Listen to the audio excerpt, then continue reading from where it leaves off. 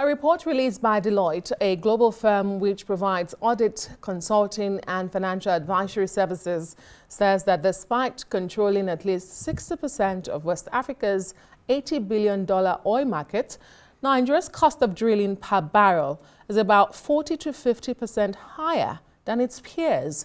Deloitte says Nigeria leads West Africa's oil market, but faces highest drilling costs, threatening global competitiveness and growth. Besides, the report states that the West Africa oil and gas market is projected to achieve a compound annual growth rate of 6.5% from 2025 to 2033. According to the report, Nigeria and Ghana are leading contributors, accounting for around 80% of the market's value, underscoring West Africa's vital role in Africa's energy landscape and its growing significance in the global oil and gas supply. Well, despite leading West Africa's oil market, as you've just heard, Nigeria is grappling with the highest drilling costs in the region, threatening growth and global competitiveness.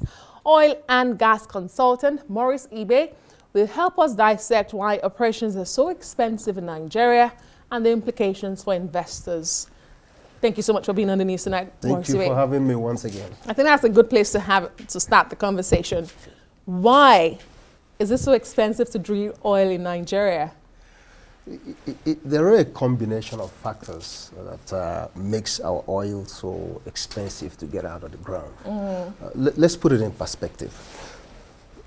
To bring out a barrel of oil in Nigeria, to drill a barrel of oil in Nigeria, it's taking about 1.5 trillion naira monthly, which takes about 18 trillion annually. In terms of dollars, about $1 billion a month, which comes to about $12 billion annually to drill Nigerian oil.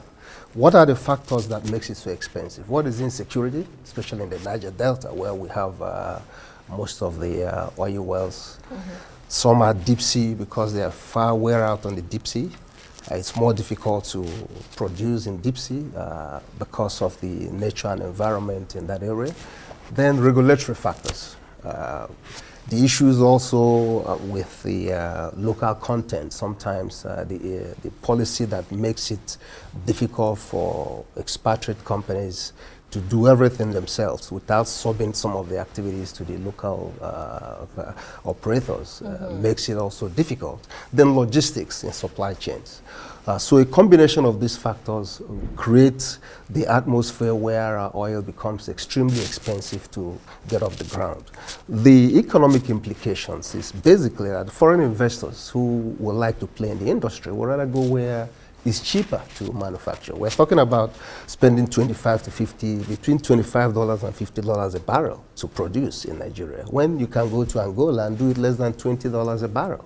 And some other atmospheres where oil is produced are within single digits, under $20, $15 a barrel. So it's driving away our investors. So it's very critical that NNPC and most of our producers focus on how to drive down the cost of our production.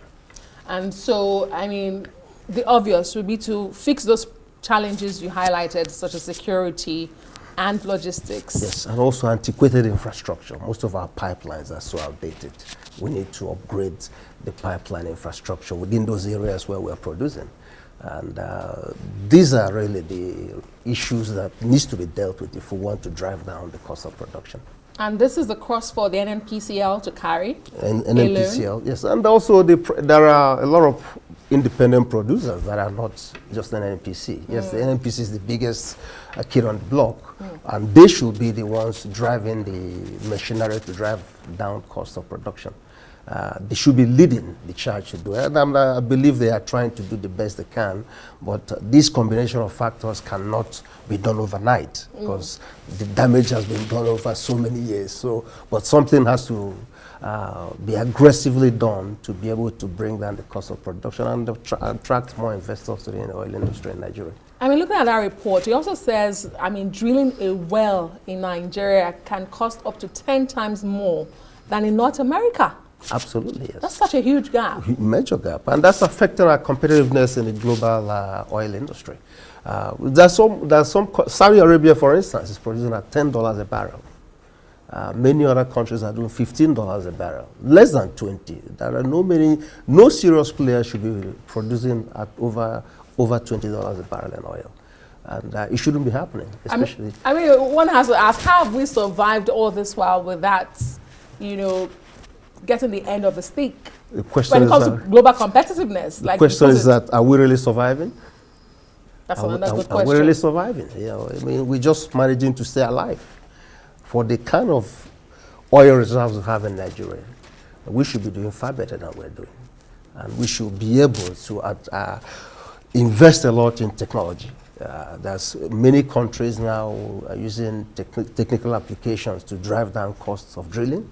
And there are so many other factors. For instance, there are a lot of middlemen playing within our industry. Contracts that should go directly to the experts are contracted to middlemen who turn around contracting it to third and fourth parties because they don't have the capacity to do the jobs.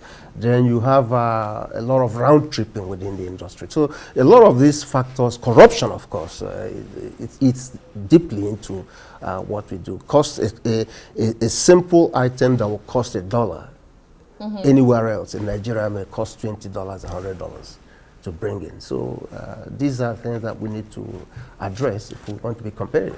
When you put it, the way you put it, it doesn't sound like rocket science. It does sound like we know the issues and we know what to do, but they still remain anyways. We had a Petroleum Industry Act that was so celebrated and was said to be, that silver bullet, to a large extent to fix these issues in the industry. Should we be looking at the Petroleum Industry Act again? I think so.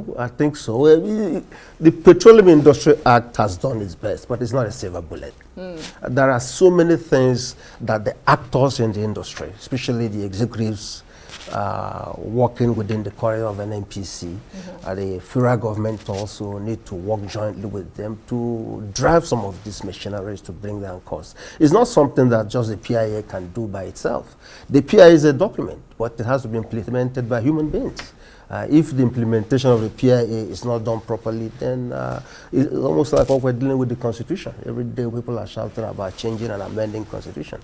The PIA is a document, but it has to be implemented by executives and all the oil industry players. And if it's not being properly implemented, then it's as good as dead. I mean, if you had a crystal ball, how quickly do you think we can turn this around? How quickly can Nigeria, urgently bring drilling costs down? Oh, if we're serious, possible? If we're serious, we should be able to do it within the 5-10 years. We should be able to do it. Within the 5-10 year period, if we're serious, we can be able to do it. Can achieve it. Okay. It's not impossible. It's not impossible. It's not impossible. Okay, very optimistic and positive. Thank you so much. Thank you. Oil and gas consultant Maurice Ibe. We thank you for being here. Thank you, too.